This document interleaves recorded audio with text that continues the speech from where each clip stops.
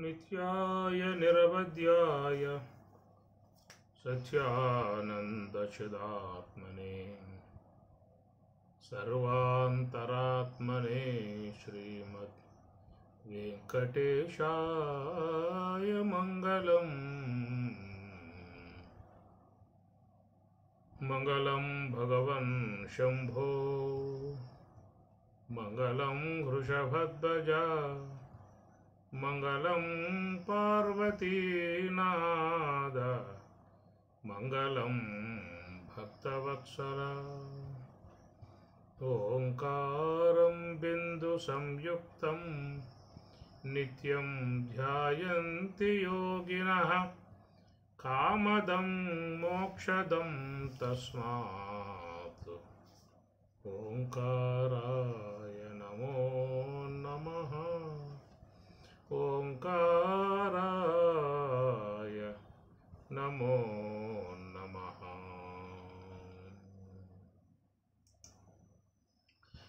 भगवद्गीత 2వ అధ్యాయము సాంఖ్యయోగము। ఏషా బ్రాహ్మీ స్థితి పార్థ నైనాం ప్రాప్య విముహ్యతి స్థిత్వా స్యాం అంతకాలేపి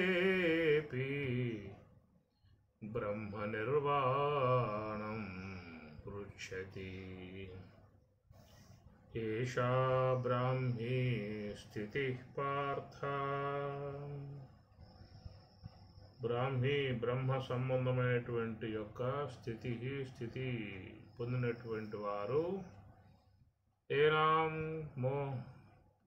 ప్రాప్య నముహ్యతి తిరిగి మళ్ళా వాళ్ళు మోహమునకు గురికారు।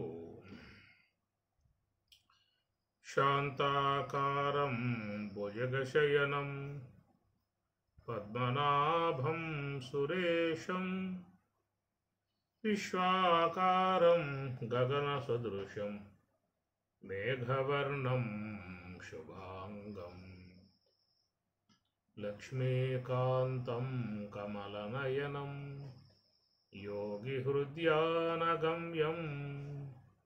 వందే విష్ణుం భవభయహరం సర్వలోకైకనాథం। శాంతాకారం భుజగశయనం శ్రీమన్నారాయణుడు విశ్వవ్యాపకమై ఉన్నటువంటి శ్రీ మహావిష్ణువు శాంతాకారం ఎప్పుడు కూడా ఆయన గారు శాంతాకారం శాంత స్వరూపులై ఉండేటువంటి విధానము। భుజగశయనం ఆదిశేషుని యందు ఆయన శయనించి ఉంటాడు। ఆది అంటే మొదటిలో ఉన్నటువంటిది ఆది। సదేవ సౌమ్య ఇదం అగ్ర ఆసీత్। ఇదం ఈ నామరూపాత్మకమై గోచరించేటువంటి జగత్తంతయు కూడా ఏర్పడక పూర్వమే ఉన్నది కాబట్టి దాన్ని ఆది అంటారు। ఈ నామరూపాత్మక విశ్వమంతయు కూడా క్రమబద్ధముగా ఏర్పడి ఉన్న విధానము।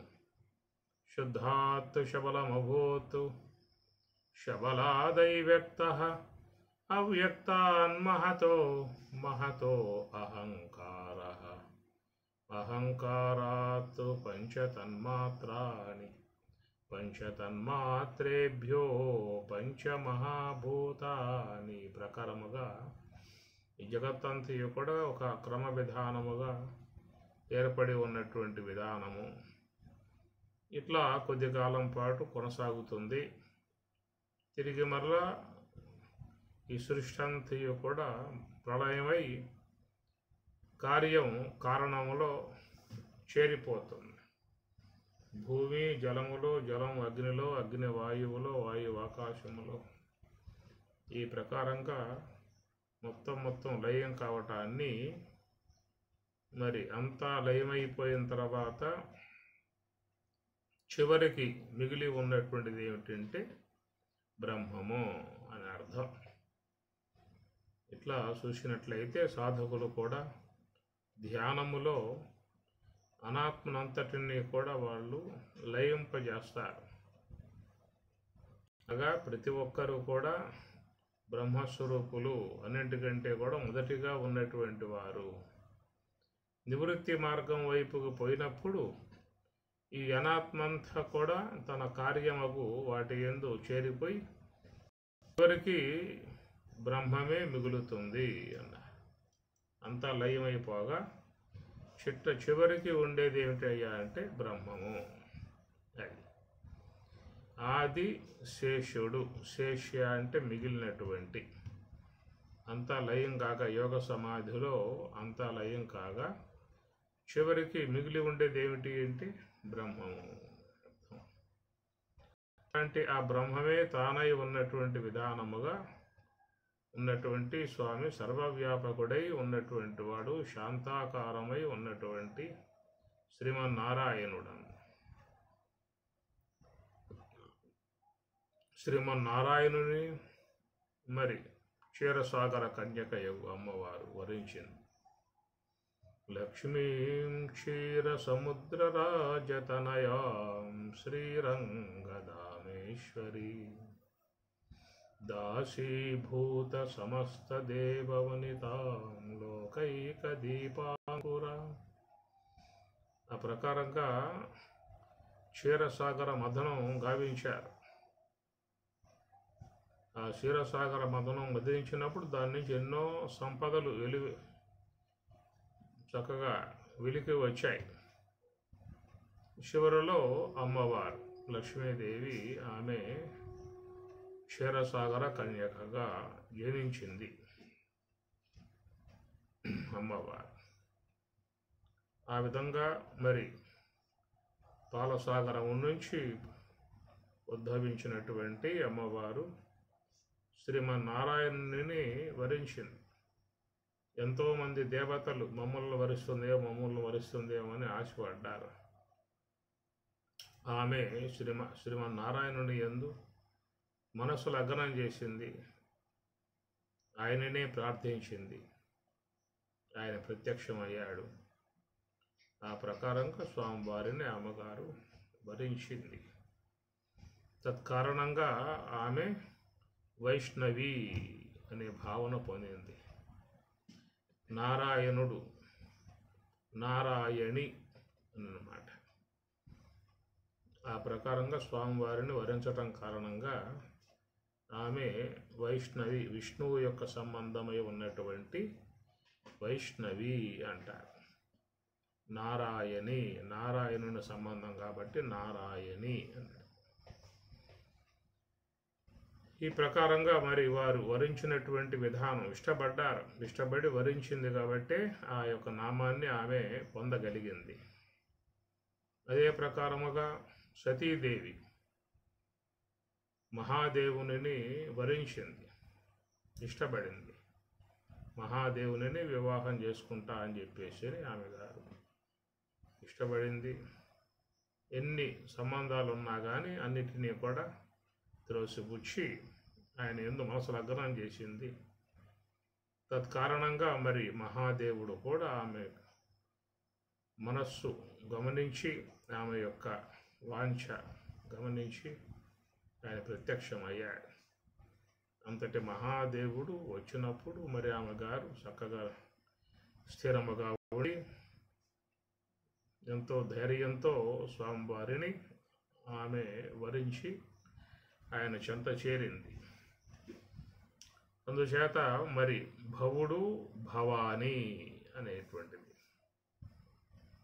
ఆ మహాదేవుణ్ణి వరించింది కాబట్టి తర్వాత కాలంలో కూడా ఆమె హిమవత్ పుత్రికగా జనించి మహాదేవుణ్ణే చేరుకున్నది. కాబట్టి ఆ ప్రకారంగా వరించటం వేరు, వరించిన తర్వాత వాళ్ళను చేరటం వేరు.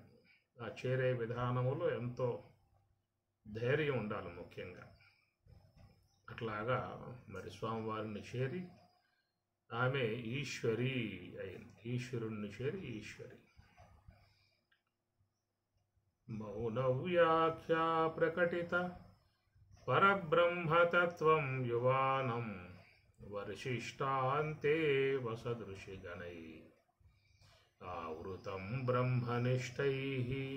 నిరంతరముగా బ్రహ్మనిష్టావలోకనం చేస్తూ ఉన్నటువంటి మహాదేవుడు, తపోసంపన్నుడు, బ్రహ్మతత్వమునందు నిలకడగా ఉన్నటువంటి వాడు. స్వాత్మారామం ముదితవదనం, స్వాత్మారామం తమయందు తాను నిరంతరముగా రమిస్తూ తనలో తాను ఆనందిస్తూ స్వరూప భావన పొందినటువంటి బ్రహ్మజ్ఞానిని అమ్మవారు వరించి, ఆమె భవాని, భవుణ్ణి వరించి భవాని, ఈశ్వరుణ్ణి వరించి ఈశ్వరి, లాగా ఆ నామాన్ని పొందటం జరిగింది. కాబట్టి ముఖ్యంగా బ్రహ్మవేత్తలు, బ్రహ్మజ్ఞానులు అనేటువంటి వారిని వరించటం కారణముగా ఆమె నారాయణిగా, ఈమె ఈశ్వరిగా పేరుగాంచి ఉన్న విధానము. అట్లా ఇక్కడ బ్రహ్మ సంబంధమై ఉన్నది బ్రాహ్మి అని అర్థం. వైష్ణవ సంబంధమైంది వైష్ణవి, విష్ణు సంబంధమైంది వైష్ణవి, శివ సంబంధమైనది శివాని, భవాని, ఈశ్వరి. ఆ ప్రకారంగా మరి ఎవరైతే బ్రహ్మమును వరిస్తారో వారు బ్రాహ్మి అనేటువంటి భావన పొందే విధానం ఏర్పడుతుంది. అట్లాగా మరి ఈ జీవుడు అనేటువంటి ఇతడు కూడా భగవంతుణ్ణి వరించాల్సి ఉంటుంది. జీవుని యందు ఒక త్రిగుణములు ఆపాదింపబడ్డాయి కాబట్టి స్త్రీతత్వం ఉంది అక్కడ. స్త్రీతత్వం, జీవుని యందు స్త్రీతత్వం. ఎందువలంటే గుణాలకు లోబడి ఉన్నాడు, గుణబద్ధుడై ఉన్నాడు. 3 గుణాలకు లోబడి ఉండటం కారణముగా స్త్రీ. ఎందువలంటే స్త్రీ అనే దాంట్లో 3 ఉన్నాయి: సకారము, తకారము, రకారము. సకారం సాత్వికము, రకారం రజోగుణము, తకారం తమోగుణము. ఈ 3 గుణములు కలిగి ఉన్నటువంటి జీవుడు స్త్రీ అనిగా భావించవచ్చు. ఇలాగా ఉన్నటువంటి జీవుడు మరి బ్రహ్మస్వరూపుడు కావాలని చెప్పనంటే ఈయన కూడా బ్రహ్మమును వరించాలి. ఎట్లయితే అమ్మవారు క్షీరసాగర కన్యక విష్ణుదేవుణ్ణి వరించి ఆయన చెంత చేరి ఆమె ఎట్లయితే వైష్ణవి అని కాగలిగిందో, అదే ప్రకారంగా మరి సతీదేవి ఈశ్వరుడు, మహేశ్వరుడు నిరంతరముగా బ్రహ్మనిష్టావలోకన చేసేటువంటి ఆ మహానుభావుణ్ణి వరించి ఆయన ప్రసన్నం చేసుకున్నది. ఆయన చెంత చేరి ఆమె మరి శివాని అనేదిగా అయ్యింది. అట్లా మరి 3 గుణాలు కలిగి ఉన్నటువంటి జీవుడు స్త్రీ భావాన్ని పొంది ఉన్నాడు, దేహభావాన్ని పొంది ఉన్నాడు. సమస్త మోహాల సంబంధమై ఉన్నటువంటి వాటిలలో చేరి ఉన్నాడు జీవుడు. ప్రవృత్తి మార్గంలో పోయినంతకాలం మరి ఈ స్త్రీతత్వముతోనే, గుణాల సంబంధముతోనే వ్యవహరించేవాడుగా ఉంటాడు. నిరంతరముగా దుఃఖములు పొందే విధానముగా ఉన్నటువంటి పరిస్థితి. అలాగా ఉన్నటువంటి ఈ జీవుడు కూడా బ్రహ్మస్వరూపమును వరించగలిగితే, ఇక్కడ బ్రహ్మము అని చెప్పన్నప్పుడు శబ్ద బ్రహ్మము, శబల బ్రహ్మము, శుద్ధ బ్రహ్మము, లేదా శబ్ద బ్రహ్మము, పరబ్రహ్మము, పరం బ్రహ్మము. శబ్ద బ్రహ్మని నిష్ణాతః పరం బ్రహ్మాదిగచ్చతి. ముందు శబ్ద బ్రహ్మమునందు స్థితి కలిగే ఉండాలి. ఇక్కడ ఏషా బ్రాహ్మీ స్థితి అనే పదం వాడబడుతుంది. స్థితి అంటే నిలకడగా ఉండగలిగే విధానం. ముందుగా శబ్ద బ్రహ్మం అనగా గురుదేవుని ద్వారా ఎరువడేటువంటి ఏ యొక్క తాత్విక అంశాలు ఉన్నాయో దాని యందు మనస్సు బాగా లగ్నం కావాలి. ఉండగలిగితేనే వారికి బ్రహ్మాకార వృత్తి వచ్చే అవకాశం ఉంటుంది. నిరంతరముగా మనస్సు అనాత్మాకార వృత్తిగానే పయనిస్తూ ఉన్నది.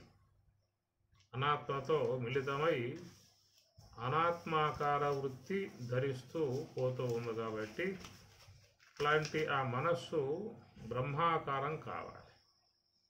బ్రహ్మాకారం కావాలంటే బ్రహ్మ సంబంధమై ఉన్నటువంటి ఉపనిషత్తులు, భగవద్గీత, బ్రహ్మసూత్రాలు వీటిని మాత్రమే బాగా అధ్యయనం చేసేటువంటి వారికి దాంట్లో బ్రహ్మ ప్రతిపాదన ఎక్కువగా వస్తుంది.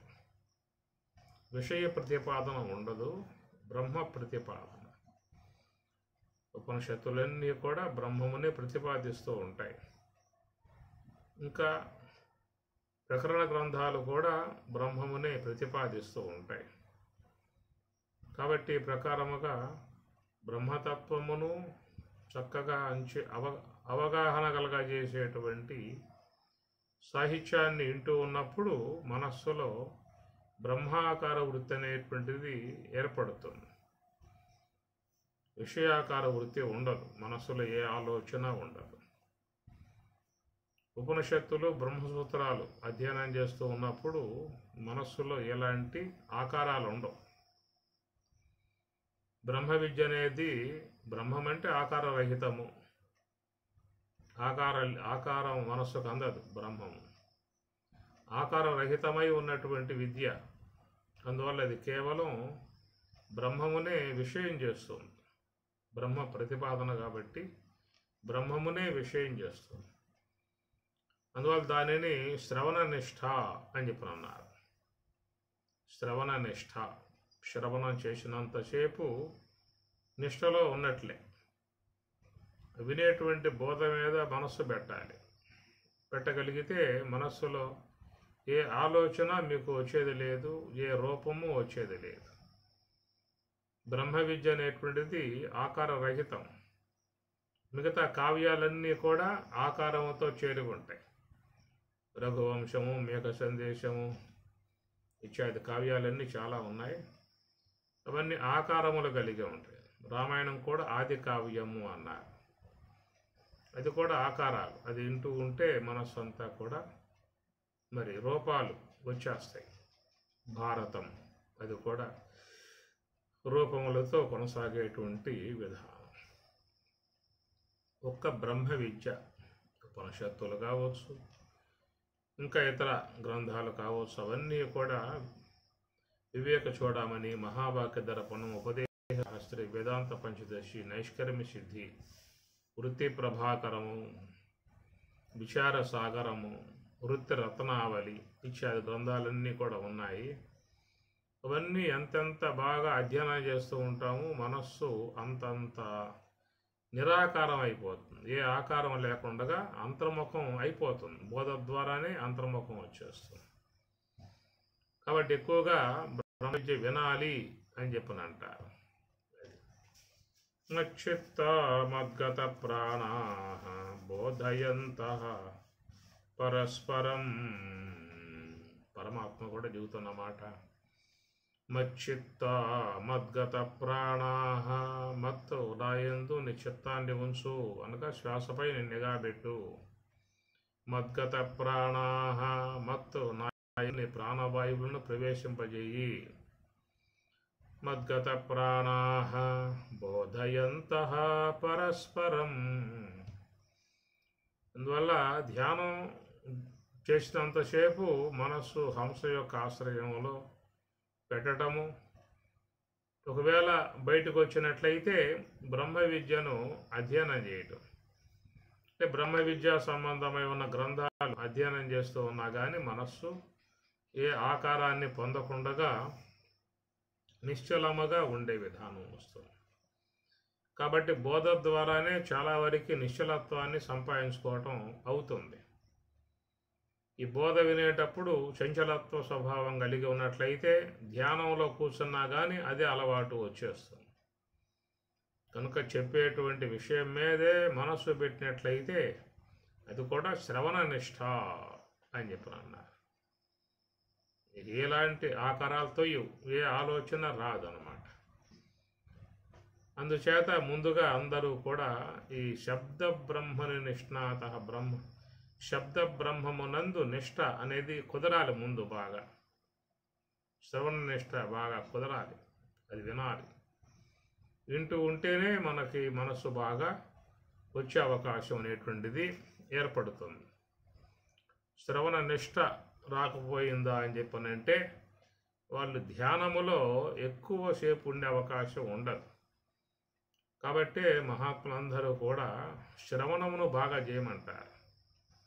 సత్సంగత్వే నిస్సంగత్వం, నిస్సంగత్వే నిర్మోహత్వం, నిర్మోహత్వే నిశ్చలతత్వం, నిశ్చలతత్వే జీవన్ముక్తి, సత్సంగత్వే నిస్సంగత్వం.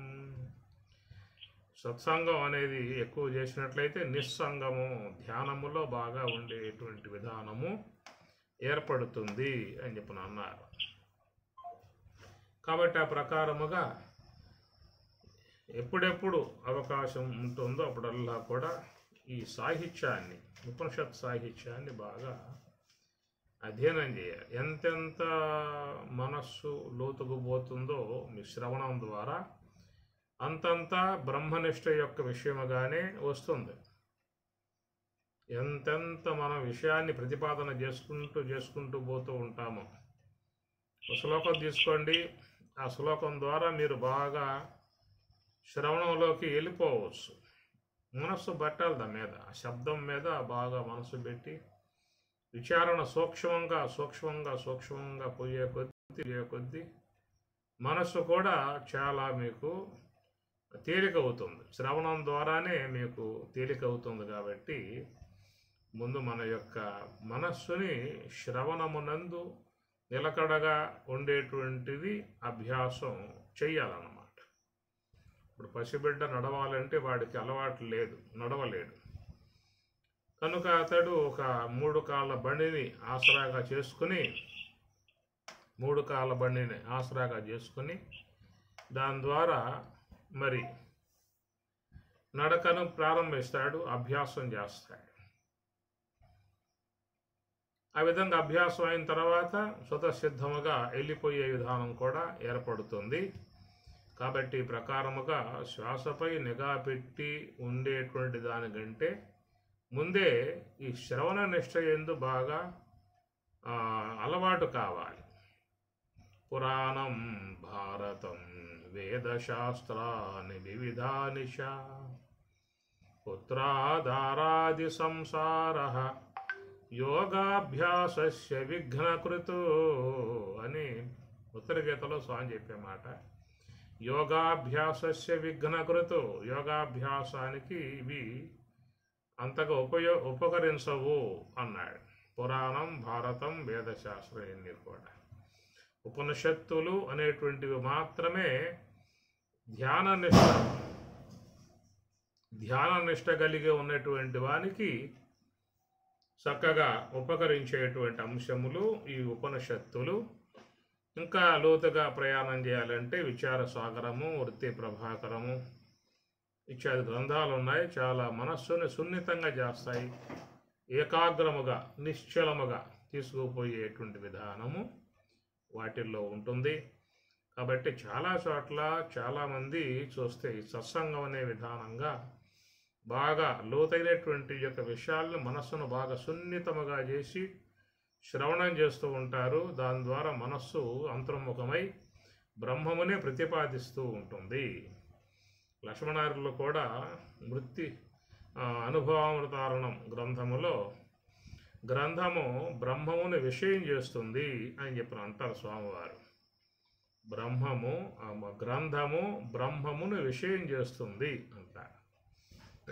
ఎందుకంటే అవి కేవలం దాంట్లో బ్రహ్మ ప్రతిపాదన ఉంటుంది కాబట్టి అది చేయటం వల్ల నీకు బ్రహ్మమే అక్కడ మనస్సులో బాగా దృఢపడే అవకాశం ఏర్పడుతుంది. కాబట్టి గ్రంథము కరణము అని చెప్పిన అంటారు.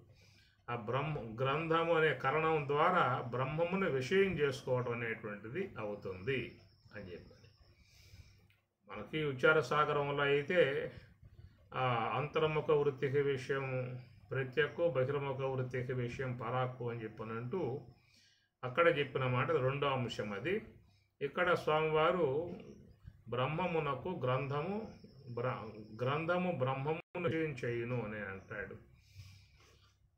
అనుభవామృతాలను లాంటి గ్రంథాలు, సంభాషణ లాంటి పుస్తకాలు కనుక ముందు పెట్టుకుంటే నీకు అక్కడ బ్రహ్మము అనేది ఎంత ప్రతిపాదన చేయబడుతుందో, ఎంత మనస్సు బ్రహ్మమునందు నిలకడగా ఉంటుందో కూడా అది శ్రవణం చేసేటువంటి వారికి చక్కగా అర్థం అవుతుంది.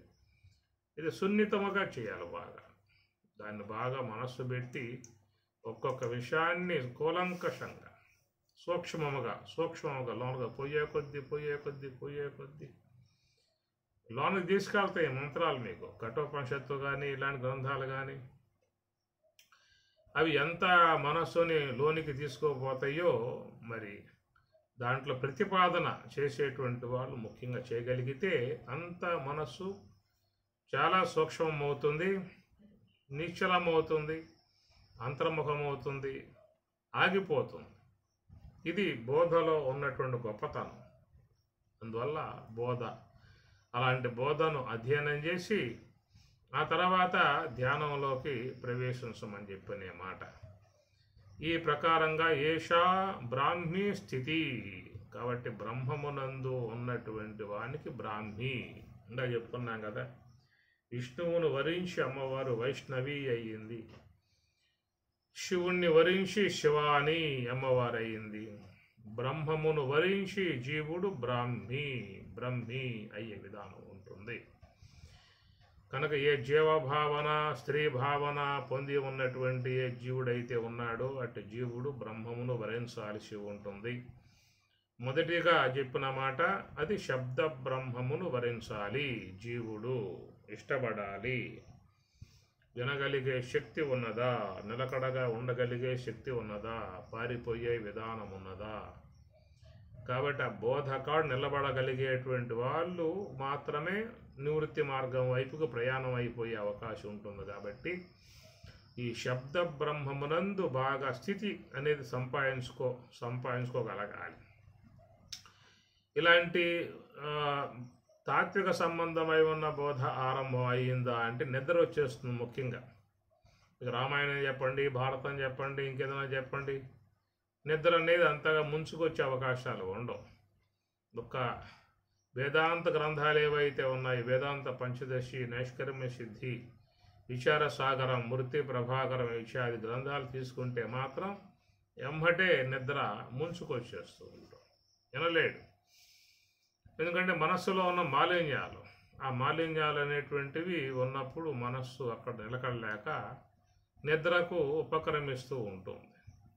ఎవరి యొక్క మనస్సు అయితే అంతఃకరణం అయితే శుద్ధత్వమును పొంది ఉంటుందో వాళ్ళు మాత్రమే ఈ బోధ అనేటువంటి దాని యందు శబ్ద బ్రహ్మమునందు నిలకడగా ఉండే విధానము ఏర్పడుతుంది. కాబట్టి ముందుగా ఈ జీవుడు మరి శబ్ద బ్రహ్మమునందు నిష్ట కలిగే విధానం ముందు రావాలి. అది రెండవది పరబ్రహ్మమునందు స్థితి. ఇక్కడ పరమాత్మ కూడా స్థితి అనే పదం వాడుతూ ఉన్నారు. స్థిరముగా ఉన్నటువంటి విధానమే స్థితి. స్థిరత్వం ఎవరి యందైతే ఉంటుందో వారికి స్థితి అనే పదం వాడబడుతుంది. ఆ ప్రకారంగా ఉందా చెప్పున్నట్లుగా బోధయందు ఒక స్థితి రావాలి ముందు మనకి. దాని యందు బాగా పట్టు సారింపబడాలి. అది ముందు రాగలిగితే రెండవ విధానములో పరబ్రహ్మమునందు స్థితి అనేది ఏర్పడుతుంది. అనగా మనస్సు నిలకడగా నిశ్చలముగా హంసయందే ఆగి ఉండాలి. శ్వాస గమనమునందే నిలిచి ఉండాలి. శ్వాస గమనమునే మనస్సు గమనించగలగాలి. అది అర్థం. ఎందుకు ఆ విధంగా మనం పెట్టారు అని చెప్పానంటే మనస్సులో ఉన్నటువంటి వృత్తులు చాలా ఉన్నది అని చెప్పారు కదా. పంచతయ్య వృత్తయ పంచయ్య 5 రకాలైనటువంటి వృత్తులు మనస్సులో చేరి ఉన్నాయి అని చెప్పిన ప్రమాణ విపరయి వికల్ప నిద్ర స్మృతి పంచవృత్తయ. ఇట్లా వృత్తులతో చేరి ఉన్నటువంటి మనస్సు ఏ వృత్తి లేకుండా ఉండాలి అని చెప్పానంటే హంస అనేటువంటి దాన్ని గమనం గుర్తిస్తూ ఉండాలి, దాన్నే గమనిస్తూ ఉండాలి, దాన్నే చూస్తూ ఉండాలి, శ్వాసనే చూస్తూ ఉండాలి. కనుక ఆ చూపు ఉండగలిగితే, ఆ స్థితి ఉండగలిగితే నీకు ఈ 5 రకాల వృత్తులు మీకు ఉండే అవకాశం లేదు. ఎప్పుడైతే శ్వాస గమనం అనేది లేకుండా పోయిందో ఇవన్నీ మళ్ళా యథావిధిగా వచ్చి కూర్చుంటాయి. కర్మేంద్రియాణి సంయమ్య య ఆస్తే మనసా స్మరన్ ఇంద్రియార్థాన్ విమూఢాత్మా మిథ్యాచార సముచ్యతే అని స్వామి గారు కూడా కొంచెం సురకంఠించాడు.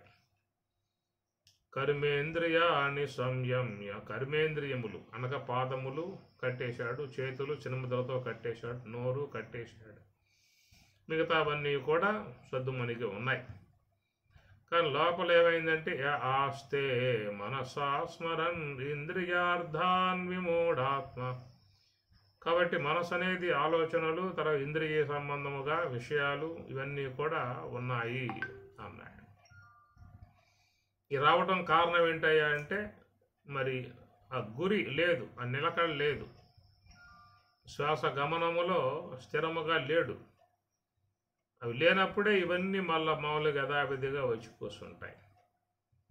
మామూలుగా బయట ఉన్నప్పుడు ఇవన్నీ మనస్సులో తారట్లాడుతూ ఉంటాయి, మనస్సులో ఇవన్నీ దోబూసులాడుతూ ఉంటాయి. ప్రమాణ విపర్యయ వికల్ప నిద్ర స్మృతి పంచవృత్తి. ప్రమాణము, విపర్యము, వికల్పము, నిద్ర 1 by 1 ఒకటి తర్వాత ఒకటి లైన్గా నడుస్తూ ఉంటాయి మనసు లోపల. ఈ ప్రకారం అలవాటైపోయి ఉంది కాబట్టి మరి ఆ శ్వాస గమనమునందు శ్వాస యందు స్థితి అది. ఆ స్థితి లేకపోవడం కారణంగా ఏమైందంటే ఇంతకు ముందు ఉన్నటువంటి వృత్తులే అక్కడికి వచ్చి మళ్ళీ కూర్చుంటాయి. అది కర్మేంద్రియాన్ని సంయమ్య, కాళ్ళు కట్టేసి ఉంటాయి, చేతులు కట్టేసి ఉంటాయి, నోరు కట్టేసి ఉంటుంది, ఇవన్నీ బంద్ అయి ఉన్నాయి. కానీ వృత్తులు మాత్రం యథావిధిగా కొనసాగుతున్నాయి. మిథ్యాచార సముచ్యతే. ఆ విధంగా మరి ఉన్నటువంటి వాడిని ఏమనాలయ్యా అని అంటే మిథ్యాచార, కపటాచారి అనే పరమాత్మ ఆ పదం వాడాడు. మిథ్యాచారి అనగేమిటంటే దేనికోసం అయితే కూర్చున్నాడో అక్కడ లేడు, కాళ్ళు చేతులు కట్టేయబడి ఉన్నాయి, కానీ మనసు అక్కడ లేదే. యథావిధిగా ఇంద్రియార్థాన్ మనసా స్మరన్, ఇవన్నీ కూడా మరి ఈ పంచవృత్తులు వచ్చి కూర్చున్నాయన్నమాట. ఈ ప్రకారంగా ఉన్నదాన్ని ఉద్దేశించి స్వామివారి మరి ఏం మాట్లాడాలి? మిథ్యాచార కపటాచార అనే పదం స్వామివారు వాడేశారు.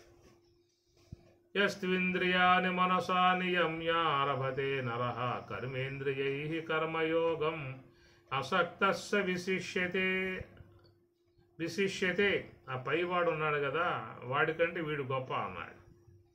యస్త్వింద్రియాని మనసా నియమ్య అంటే ఇంద్రియాలని మనస్సును నియమించి కేవలం శ్వాస గమనములో మాత్రమే ఉన్నటువంటి విధానంగా ఉన్నట్లయితే విశిష్యతే, వాడు పైవాడి కంటే వీడు చాలా ఉత్తముడు అని స్వామివారు చెప్పిన మాట. కాబట్టి ప్రకారముగా మరి ఈ యొక్క నివృత్తి మార్గములో ప్రయాణం చేయాలనే ఆకాంక్ష, అపేక్ష ఉన్నటువంటి వారు మరి ఎట్లాగా అని చెప్పనంటే వారికి వృత్తుల నుంచి బయటపడటానికి గల మార్గం ఇంకేమి లేదట. వృత్తులు చుట్టూ కూర్చున్నాయి, అటు ప్రమాణం, ఇటు విపర్యం, ఇటు వికల్పము, ఇటు నిద్ర, ఇటు స్మృతి, ఏదో ఒక రకంగా మనస్సు ఏదో ఒక వృత్తి లాగేసుకుంటుందే తప్ప అవి లేకుండా చేయదు.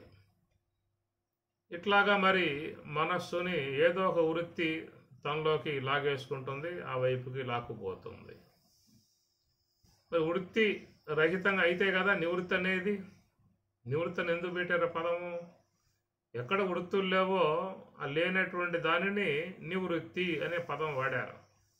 ప్రవృత్తించ నివృత్తించ కార్యాకార్యే భయాభయే బంధం మోక్షంచ. పరమాత్మ కూడా అదే మాట చెప్పాడు. ప్రవృత్తించ బంధం, నివృత్తించ మోక్షం. మరి నివృత్తి అంటే ఏమిటండి? ఇప్పుడు చెప్పుకున్నట్లుగా పంచవృత్తులు ఉండకూడదు. ఈ పంచవృత్తులలో ఏ వృత్తి ఉన్నా నివృత్తి కాదు, అది ప్రవృత్తే. ఏవా పంచవృత్తులు? ప్రమాణ, విపర్యయ, వికల్ప, నిద్రా, స్మృతి, పంచవృత్తయ. ఈ ఐదు కూడా మరి లేకుండా నీకు ఉండాలంటే నువ్వేం చేయాలి అంటే శ్వాస గమనమునందు కూర్చోవడం తప్ప నీకు మరొక మార్గం లేదు. నాణ్య పంథ అయనాయ విద్యతే. మరొక మార్గం లేదే శ్వాస గమనము ఉన్నది అంటే అక్కడ నీకు 5 సొచ్చుకొచ్చే అవకాశాలు లేవు, అక్కడ రావు, ఈ 5 రావు. ఈ శ్వాస యందు స్థితి అనేది లేకుండా పోయిందనుకోండి, ఏవో ఒకటి వచ్చి కూర్చుంటాయి. ఇప్పుడు చెప్పిన వాటిలో ప్రమాణ, విపర్యయ, వికల్ప, నిద్ర, స్మృతి ఏవో ఒకటి వచ్చి కూర్చుంటాయి అన్నమాట, లాక్కుపోతాయి మనసును కాస్త. ఇలాంటి పరిస్థితి లోకంలో అందరూ కూడా ఎదుర్కొంటున్న విధానమే. ఇప్పుడు ధ్యానం చేసి పూర్ణముగా ఆ పరమశాంతిని పొందాలి అనే అపేక్ష లోకంలో అందరికీ ధ్యాన పరులకు ఉన్నది. కానీ కొద్దిసేపు కాగానే ఎంబటే ఏదో ఒక వృత్తి వచ్చి అందరినీ లాక్కుపోతా జరుగుతున్న విధానము. కాబట్టి ఇక్కడ ఈ పంచవృత్తులకు లోను కాకుండా ఉండాలని చెప్పి అన్నట్లయితే స్థితి దేని యందు? బ్రహ్మమునందు స్థితి ఉంటే వాడు బ్రాహ్మీ అనబడతాడు. బ్రహ్మమునందు స్థితి కలిగి ఉన్నవాడు బ్రాహ్మీ అవుతాడు. ఇక్కడ పరబ్రహ్మము అని చెప్పి అన్నాం కదా, శ్వాస శబర బ్రహ్మం అంటారు, రెండోది పరబ్రహ్మం అని కూడా అంటారు. కాబట్టి ఈ ప్రకారంగా మరి ఎంతమంది ఈ పరబ్రహ్మమునందు స్థితి కలిగి ఉన్నారు అనేది ఎవరికి వారు చూసుకోవాల్సిన అంశము. ఎంతమంది శబ్ద బ్రహ్మమునందు స్థితి కలిగి ఉన్నారు అని. ఇప్పుడు చాలామంది ఉన్నారు జూములో, ఎదురుగా ఉన్నవాళ్ళు తక్కువ, చాటుగా ఉన్నవాళ్ళు ఎక్కువ. ఇంతమందిలో మరి నిలకడగా ఉన్నారో పక్కకు పోయారో అది ఎవరికి వారు గమనించుకోవాల్సిన అంశము. అందుచేత శబ్ద బ్రహ్మమునందు నిలకడ అనేది సాధించగలిగితే పరబ్రహ్మమునందు నిలకడ అనేది వచ్చే అవకాశము ముఖ్యంగా ఉంటుంది. ఇక్కడ పరమాత్మ శుద్ధంగా చెప్పాడు, స్థితి అనే మాట వాడారు.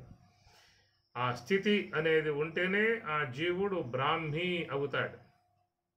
ఎట్లయితే అమ్మవారు వైష్ణవి ఆయన వరించింది కదా, వైష్ణవి అయ్యింది. అట్టనే ఈమె ఎవరు? సతీదేవి, దక్షపుత్రిక, దాక్షాయని దక్షపుత్రికగా ఉన్నటువంటి ఆమె బ్రహ్మస్వరూపుడైనటువంటి యొక్క ఈశ్వరుణ్ణి ఆమె వరించింది. కోరుకున్నది, పరమశివుడు ప్రత్యక్షమయ్యాడు. కోరుకుంది కాబట్టి వచ్చాడు, అలా ఆయన వస్తాడేమిటి? మహాదేవుడు నిరంతర బ్రహ్మమునందు అవలోకనం చేసేటువంటి స్వరూపం. ఆయన రాడు, ఆయన కోరుకున్నది, ఇష్టపడింది కాబట్టి ఆయన వచ్చాడు.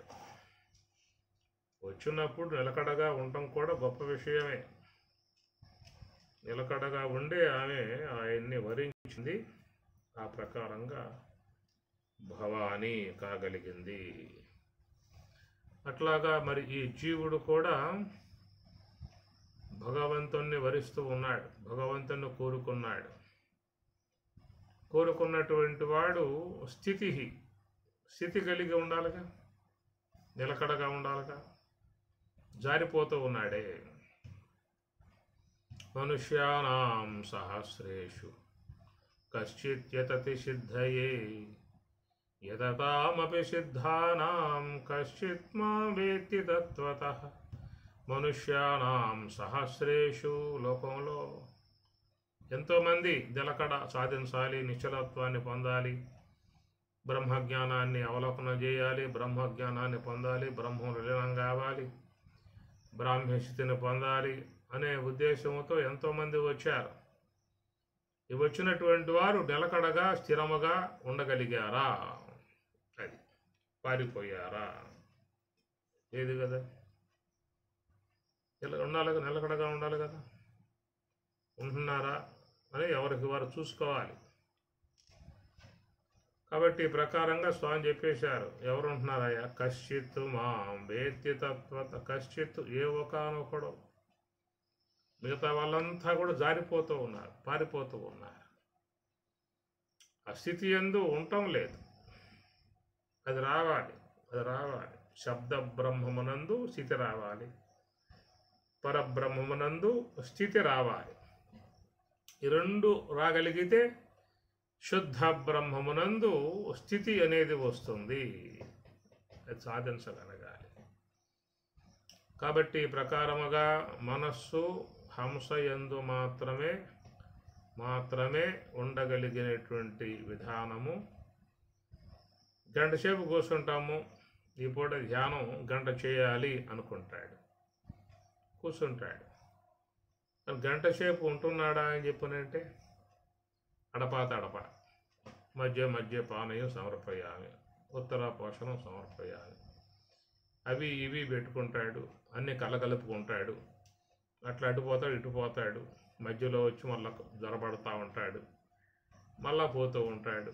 ఈ ప్రకారంగా నిలకడ లేకుండా ఉన్నటువంటి పరిస్థితి చాలామందిలో ఇది చేరి ఉన్నటువంటి అంశము. కాబట్టి ప్రకారముగా పరబ్రహ్మయగు హంస అనే దాని యందు నిలకడగా ఉండగలిగినట్లయితే అతడు కూడా బ్రాహ్మీ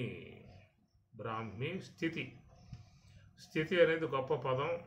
అది అలవరింపబడ్డటువంటి వానికి మాత్రమే బ్రాహ్మీ అనేటువంటిది ఆ జీవునికి ఏర్పడుతుంది. జీవుడే స్త్రీ అని చెప్పుకున్నాం కదా.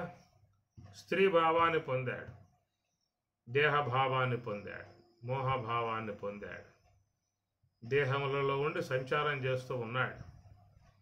అందువల్ల దీంట్లో చూస్తే నయనాం ప్రాపి విముహ్యతి అనే పదం పరమాత్మ వాడతాడు.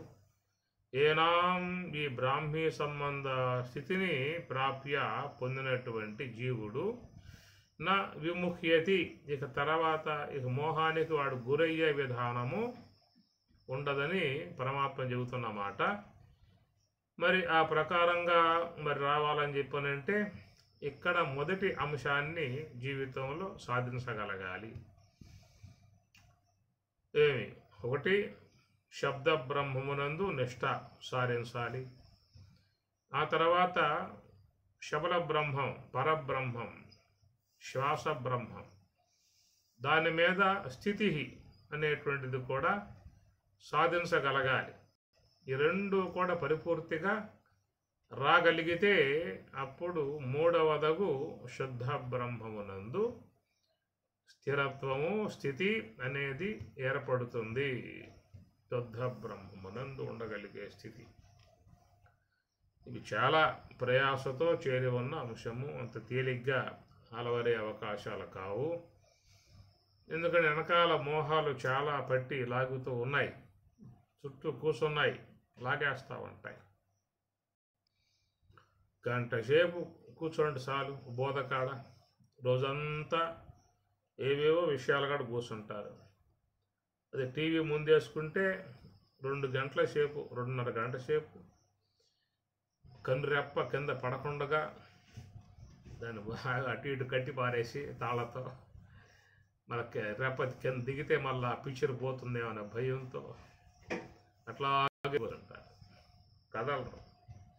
కూర మాడుతూ ఉన్నా, అన్నం మాడిపోతా ఉన్నా, మసి బొగ్గులైపోతా ఉన్నా, అక్కడ మాత్రం స్థితి బ్రహ్మాండంగా ఉంటుంది. ఎవరు వస్తున్నారో ఎవరు పోతున్నారో కూడా తెలియదు. అది కూడా స్థితే, అది విషయ సంబంధమైన స్థితి అన్నమాట అక్కడ. అట్లాగా నేత్రేంద్రియం విషయం మీద మనసు స్థితి. అందువల్ల ఈ ప్రకారంగా మరి చూస్తే బ్రహ్మము యొక్క సంబంధమై ఉన్న దాంట్లో స్థితిని సంపాదించుకోవాలని స్వామివారి ఇక్కడ 2వ అధ్యాయం ముగింపజేసే సందర్భంలో ఒక గొప్ప అంశాన్ని మనకి అందిస్తూ ఉన్నారు స్వామివారు. ఈ 2వ అధ్యాయంలో తలమానికంగా ఉన్నటువంటి శ్లోకం ఈ 72వ శ్లోకం, చివరి శ్లోకం ఇది. ఇంతవరకు చాలా విషయాలు స్వామి చెప్పుకుంటూ వచ్చారు. చివరిలో బ్రహ్మ సంబంధ అంశాన్ని లేవనెత్తి స్థితి అనేటువంటి పదముతో చెప్తూ ఉన్నారు. ఈ స్థితిని మనం జీవితంలో భద్రపరుచుకోవాల్సి ఉంటుంది. బోధ వినేటప్పుడు శబ్ద బ్రహ్మమునందు స్థితి కలిగి ఉండాలి. ధ్యానం చేస్తూ ఉన్నప్పుడు పరబ్రహ్మము శబల బ్రహ్మముకు శ్వాస యందు స్థితి కలిగి ఉండాలి.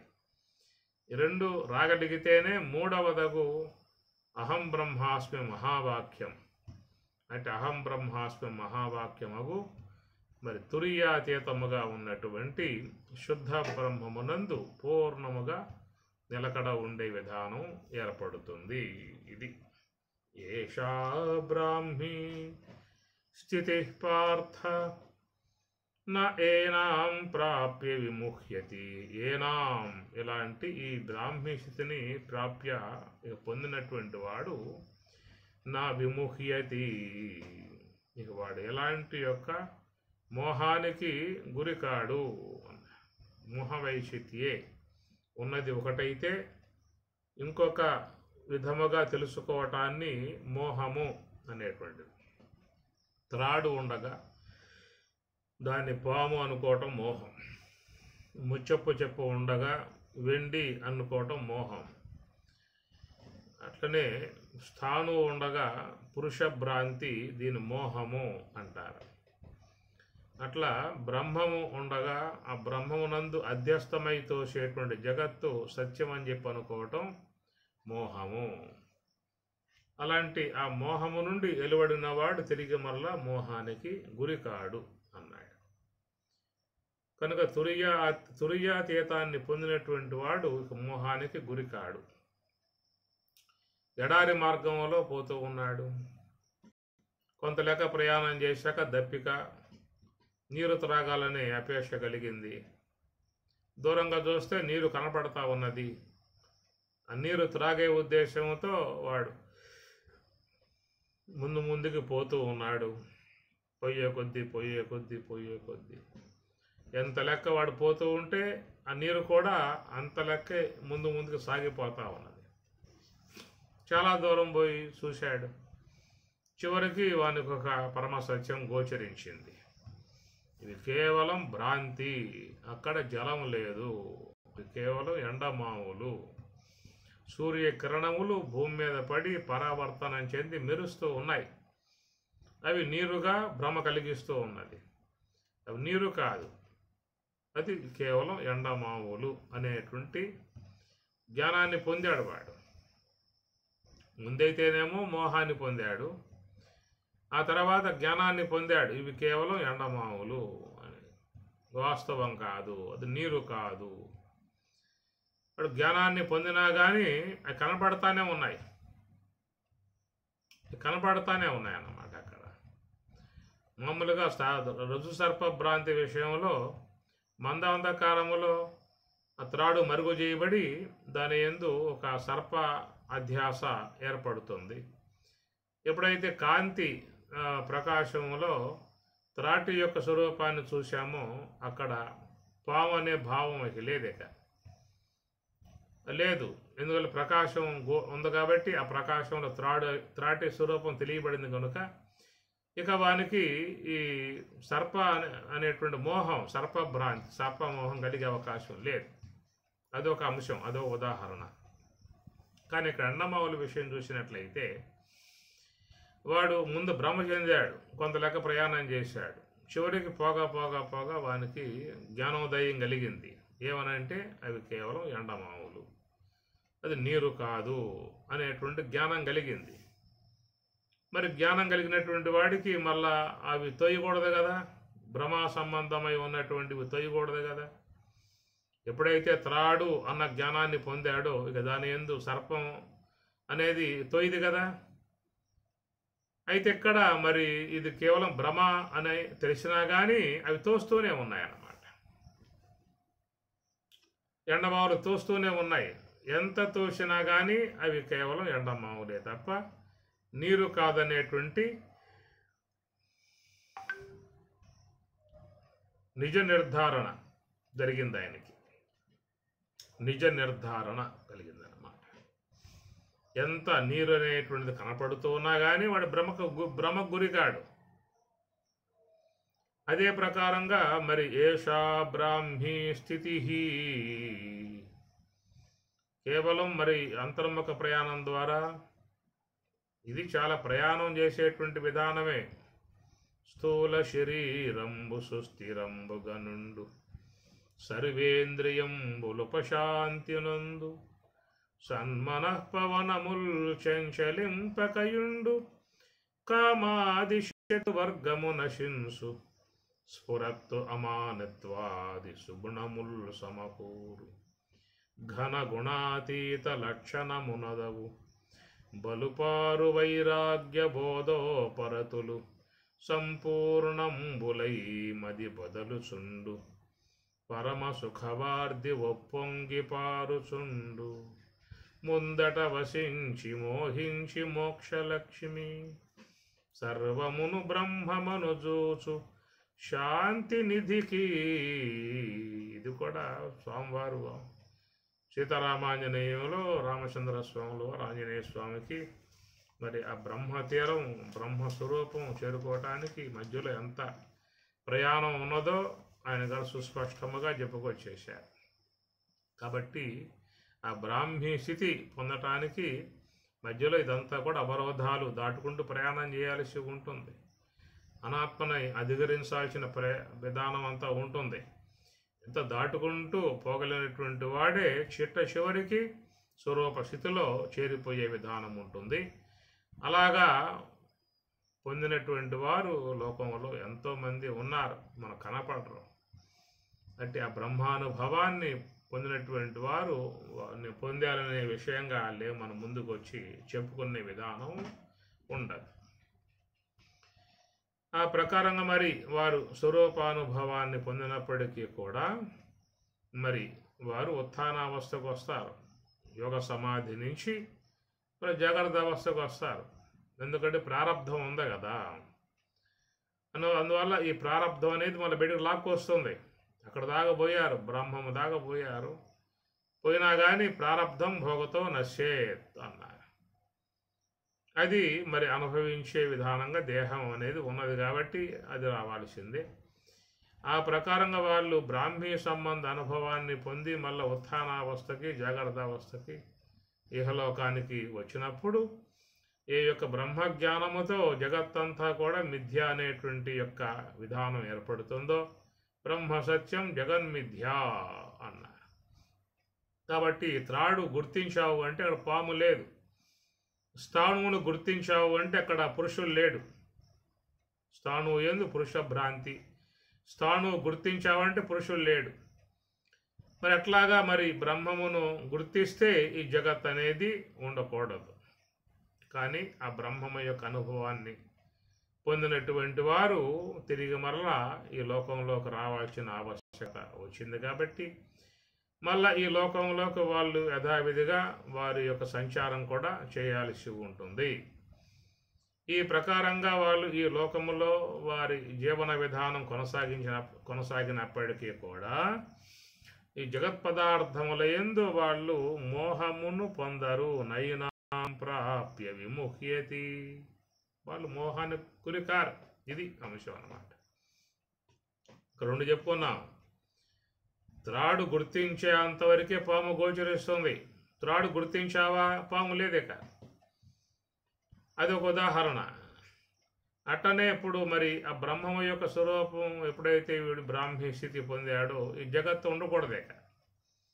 కానీ వీడు మళ్ళీ జగత్తులోకి వస్తున్నాడుగా, విశ్వంలోకి వస్తూ ఉన్నాడు. ఇది అంటూ ఉన్నది, విశ్వంలోకి వస్తూ ఉన్నాడు. వచ్చినప్పటికీ కూడా అతడు తిరిగి మరలా దీని విషయంలో మోహమునకు గురికాడు అనే ఉదాహరణకి ఏమిటంటే అనే విషయానికి ఉదాహరణ ఏంటంటే ఎండమావులు. కనుక ఎండమావులు అనేటువంటివి ఇవి కేవలం కల్పన మాత్రమే, మిథ్యయే అనే విషయ అవగాహన కలిగినా కానీ అవి గోచరిస్తూనే ఉంటాయి. ఒకవేళ గోచరించినా కానీ వాటి యొక్క విషయంలో ఇవి సత్యమని, ఈ నీరనే భ్రమకు గురి అయ్యే పరిస్థితి ఉండదు. ఆ ప్రకారంగా బ్రహ్మజ్ఞాని ఏషా బ్రాహ్మీ స్థితిని పొందినటువంటి యొక్క జ్ఞాని కూడా తిరిగి మరలా ఆయన ఈ లోకానికి వస్తూ ఉన్నాడు. లోకానికి వస్తూ ఉన్నాడు. ఇది ఉన్నది, ఇది వ్యావహారిక విశ్వం, వ్యావహారిక సత్యం అన్నారు. ఈశ్వర కల్పన మాత్రమై ఉన్నటువంటి ఈ జగత్ అనేది ఉంటుందన్నమాట. అది ఉండనేది అనేది ఏంటని చెప్పాలంటే ప్రాతిభాషికం చెప్పుకోవచ్చు. ఎట్లయితే మరి త్రాడుని గుర్తించావో, త్రాడు గుర్తించగానే మరి ఈ సర్పభ్రాంతి పోయింది కదా. అట్లాగా ఈ మనస్సులో ఉన్నటువంటి మనోసంబంధమై ఉన్నటువంటి ప్రాతిభాషిక సంబంధమై ఉన్న అది బొత్తిగా లేకుండా పోయింది అని చెప్పని చెప్పుకోవచ్చు. కానీ ఇక్కడ ఈశ్వర సంబంధమై ఉన్నటువంటి విశ్వం కాబట్టి మళ్ళీ తిరిగి ఉత్థానావస్థకి, జాగ్రత్తావస్థకి ఆయన రావాల్సిన ఆవశ్యకత ఉన్నది. మళ్ళీ వస్తాడు.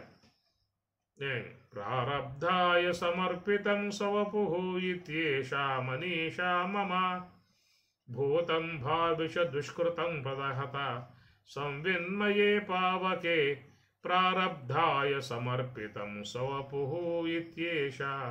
శంకరాచార్యుల వారు కూడా బ్రహ్మజ్ఞానాగ్ని ద్వారా భూతం భావిష దుష్కృతం అనగా గతంలో ఉన్నటువంటి సంచిత కర్మ, ఆగామి కర్మ అనేటువంటివన్నీ కూడా ప్రదహత దహింపబడగా ప్రారబ్ధాయ సమర్పితం సవపుః, ప్రారబ్ధం మాత్రం అది మిగిలే ఉంటుంది అనే మాట అన్నాడు.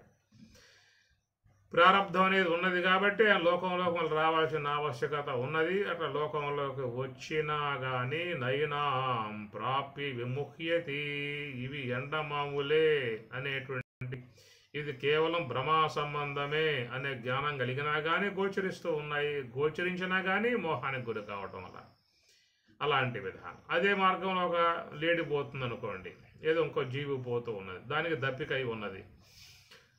అప్పుడు కనబడతా ఉన్న నీరు, గోచరింపబడుతున్న నీరు, ఆ నీరు త్రాగి దప్పిక తెచ్చుకునే ఉద్దేశంతో పోతూ ఉంటుంది. అట్లాగా పోతూ ఉన్నటువంటి యొక్క ప్రాణి, ఆ జీవి ఆ విధంగా పోయిన తర్వాత పోగా మరి దానికి ఏమన్నా ఇవి కేవలం ఎండమావులు, ఇవి కేవలం మరి వాస్తవం కాదు అనేటువంటి జ్ఞానం కలిగే అవకాశం ఆ ప్రాణికి ఉంటుందా? మానవునికి కాబట్టి కలిగింది, ఇతర జీవులకు ఆ భావం వచ్చే అవకాశం లేదు. అవి నీరే అనే భ్రమతో పోయి ఎవరికి అసూలు బాసిపోవటం తప్ప అవి నీరు త్రాగే అవకాశాలు లేవు.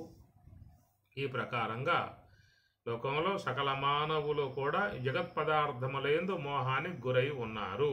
ఇవి సత్యము, వాస్తవము అనేటువంటి యొక్క భావన కలిగి ఉన్నటువంటి వారు.